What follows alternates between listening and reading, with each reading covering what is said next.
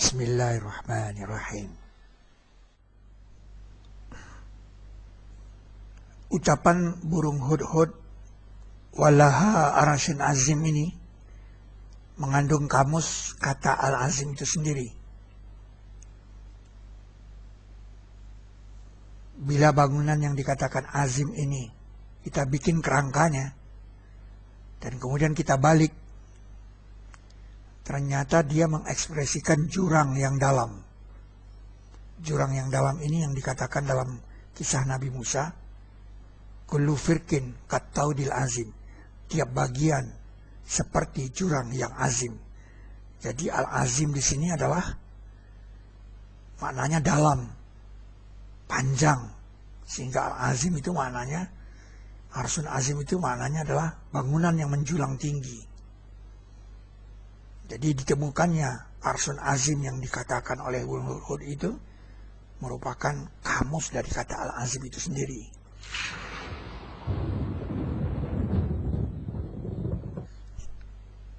Di sisi bangun arsun azim itu ada bangun sayap. Pada pilar Al-Quran ini diidentifikasi sebagai bangun sayap. Kalau kita panjangkan, kita lebarkan perbandingannya, ia seperti bangunan yang di dekat Sidrin Qalil.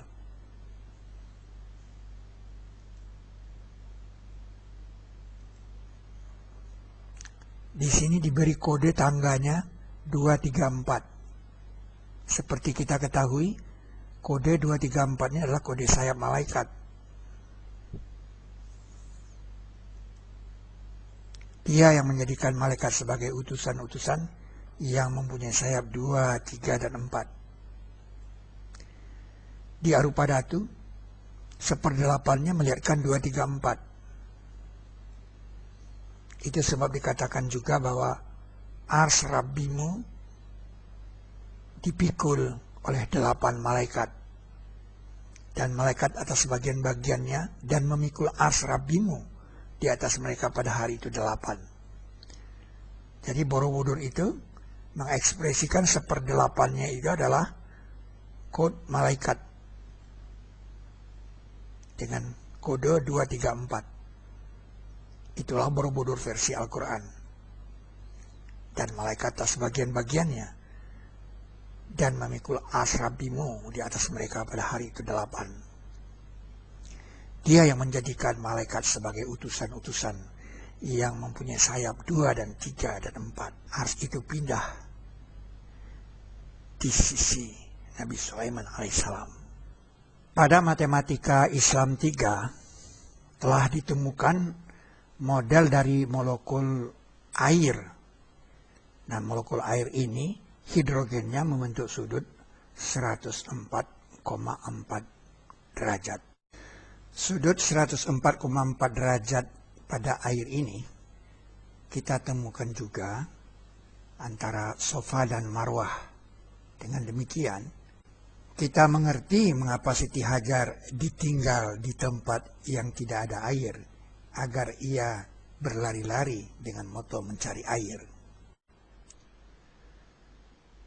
Sudut air itu juga terdapat di piramida 286 atau arupa datu.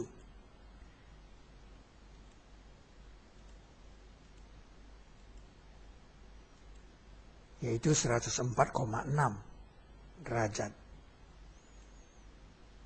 Dan itu adalah kode dari Alif Lam Mim.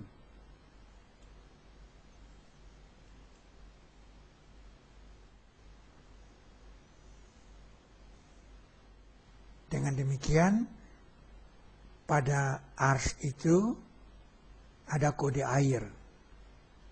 Inilah yang dikatakan dan adalah arsnya atas air. Wa kana arsyuhu 'alal ma'. Sehingga kita sekarang mengerti mengapa Safa itu lebih dekat ke Ka'bah dari Marwah. Karena ada 3 lingkaran di sini. 3 lingkaran inilah yang merupakan kode dari mulk. Sungguh kami telah beri kepada keluarga Ibrahim kitab dan hikmah, dan kami telah beri mereka kerajaan yang azim. Apa tidak engkau lihat kepada orang yang membantah Ibrahim tentang Rabbnya, bahwa Allah beri kepadanya kerajaan? Dalam mata pelajaran pilar Al-Quran, pada bangun M, juga terdapat 3 lingkaran. Dan di tengah-tengahnya adalah surat yang bernama Mulku. Jadi kode kerajaan itu memang 3 lingkaran. Dan 3 lingkaran itu kita temukan juga di Arupadatu atau piramida 286. Dan adalah arsnya atas air. Wa kana arsuhu 'alal ma. Jika kita turun ke Ka'bah,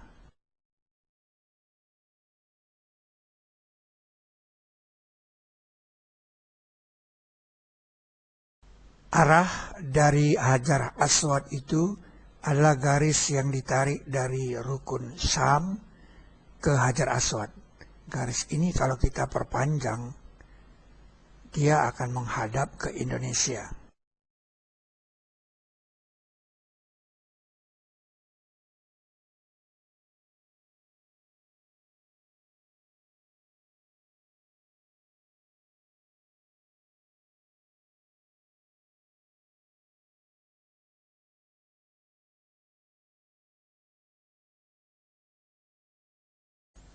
Dan tepat melintas di atas Borobudur.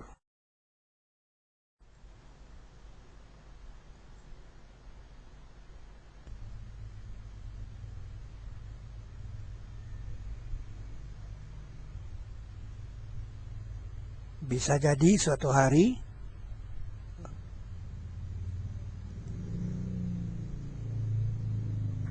dia membelah bumi atas 2 bagian yang sama daratannya.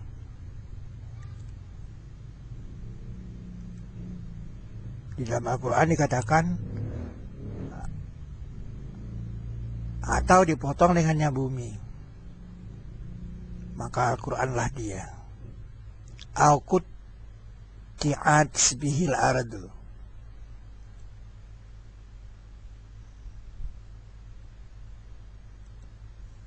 Nah, sudut yang dibentuk oleh Arsaba ini dengan Ka'bah terhadap pusat bumi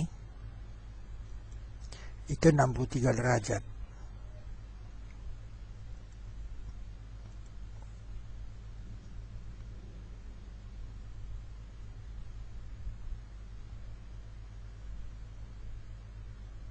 Dari garis belah bumi inilah kita bisa melihat posisi Ka'bah itu di sana.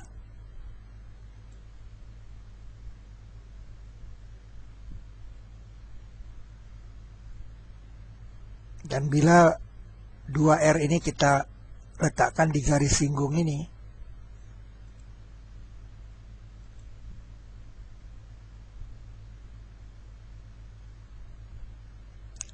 di sini ada segitiga yang memotong GBB ini. Nah, titik potong inilah yang dikatakan Arsaba. Posisi Arsaba. Ka'bah maknanya mata kaki dalam tata cara berwudu. Dikamuskan Ka'bah ini tuh 2 mata kaki. Mengapa mata kaki? Karena pola yang seperti ini ada di kaki manusia.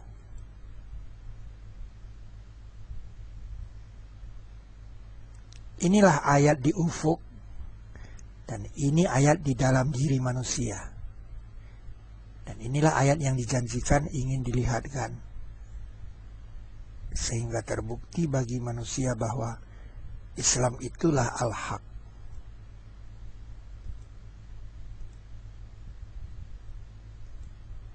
Membawa peta, meneliti Arsaba, menghitung, mengukur, membuktikan ekspedisi angkatan pertama, ekspedisi angkatan kedua, ekspedisi angkatan ketiga,